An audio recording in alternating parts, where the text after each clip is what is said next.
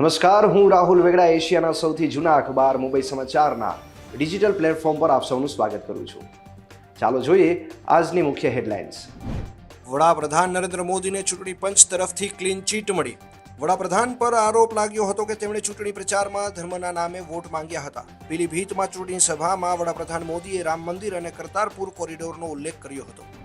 Share બજારમાં આજે ભારે અફરાતફરી જોવા મળી હતી. જો કે અંતે સેન્સેક્સ 486 પોઈન્ટના ઉછાળા સાથે 74,000ની સપાટી પાર કરવામાં સફળ રહ્યો હતો.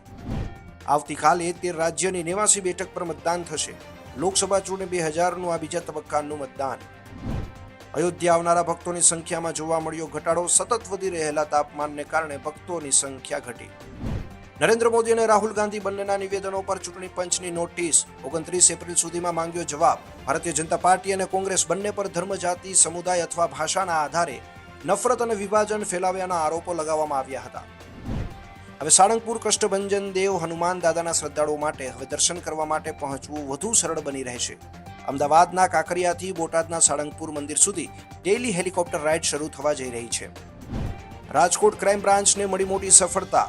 સેલ્ફ ડ્રાઇવિંગ કાર ભાડે આપતા લોકો પાસેથી કાર ભાડે લઈ અને બારોબાર ગીરવે અથવા તો વેચી નાખવાનું કૌભાંડ રાજકોટ ક્રાઇમ બ્રાન્ચે ઝડપી પાડ્યું હતું. 1 મેથી ગુજરાતમાં સૌ પ્રથમ વખત ફ્રેન્ચાઇઝી આધારિત ફૂટબોલ ટુર્નામેન્ટનું આયોજન અમદાવાદમાં થવા જઈ રહ્યું છે. રાજ્યસભાના સાંસદ અને જીએસએફના પ્રમુખ પરિમલ નથવાણીના માર્ગદર્શન હેઠળ ગુજરાત સુપર લીગ ગુજરાતની પ્રથમ ફ્રેન્ચાઇઝી આધારિત ફૂટબોલ લીગ તરીકે ઐતિહાસિક રહેશે. રિષભ પંતે બનાવ્યો વર્લ્ડ રેકોર્ડ. 26 વર્ષીય પંતે જીટીના ફાસ્ટ બોલર મોહિત શર્માના બોલ પર 18 બોલમાં 62 રન બનાવ્યા, જેમાં 7 ચોગ્ગા અને 3 છગ્ગાનો સમાવેશ થાય છે. આ સમગ્ર વિશ્વમાં કોઈ પણ T20 મેચમાં કોઈ પણ એક બોલર સામે કોઈ પણ એક બેટ્સમેન દ્વારા બનાવેલા સૌથી વધુ રન છે.